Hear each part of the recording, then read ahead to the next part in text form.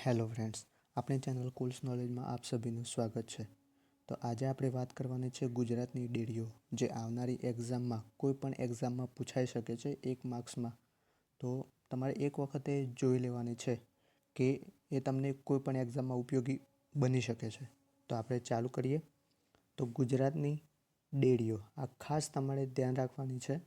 તો એમાં પહેલી છે કચ્છમાં. કચ્છમાં કઈ આવેલી છે? તો માધાપુર ડેરી, જે ભુજમાં છે. એના પછીની એક બીજી ડેરી છે બનાસકાંઠામાં. કઈ ડેરી આવેલી છે?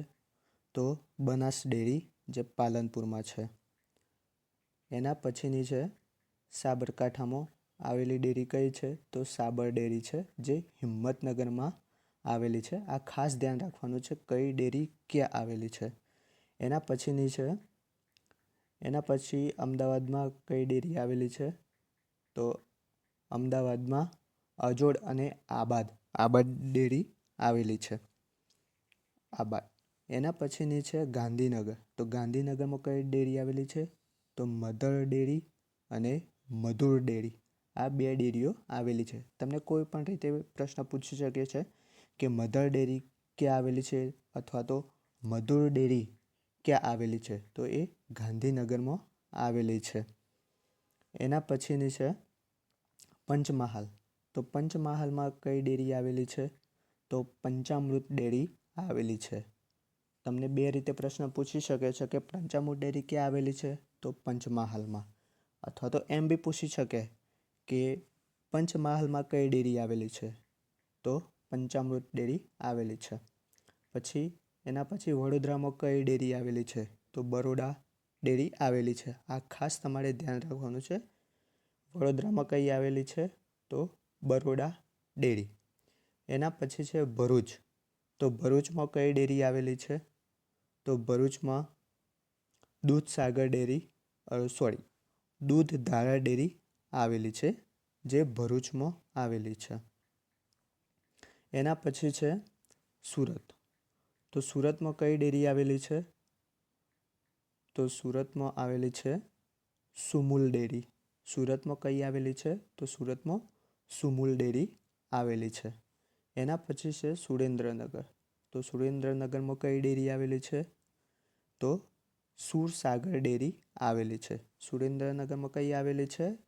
તો સુરસાગર ડેરી આવેલી છે. એના પછી છે ભાવનગર.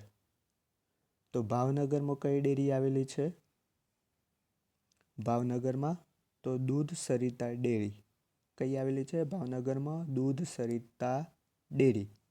એના પછી 12મી છે અમરેલી. તો અમરેલીમાં કઈ આવેલી છે? તો ચાલાલા ડેરી. એ ચાલાલા ગામમાં આવેલી છે, એટલે એનું નામ ચાલાલા રાખેલું.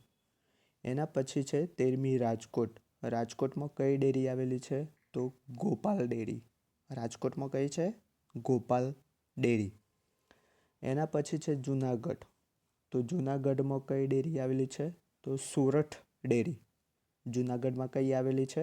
તો સોરઠ ડેરી આવેલી છે. એના પછી છે જામનગરમાં. તો જામનગરમાં કઈ ડેરી આવેલી છે? તો જામનગર ડેરી.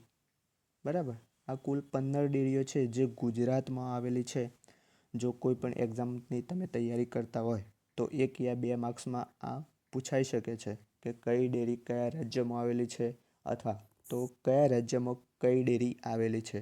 તો આ તમારે ખાસ ધ્યાન રાખવાનું છે કે જે 1 માર્ક્સમાં પણ પૂછાઈ શકે છે. ઇઝી છે, પણ એક વખતે ધ્યાન રાખેલું હોય તો તમારો 1 માર્ક્સ પણ ક્યાંય જતો નથી. ઓકે ફ્રેન્ડ્સ, તો આ હતી ગુજરાતની ડેરીઓ, જે તમારે એક વખતે ખાસ ધ્યાનથી જોઈ લેવાની છે, જે તમને એક્ઝામમાં મદદરૂપ થશે. Okay friends, thank you.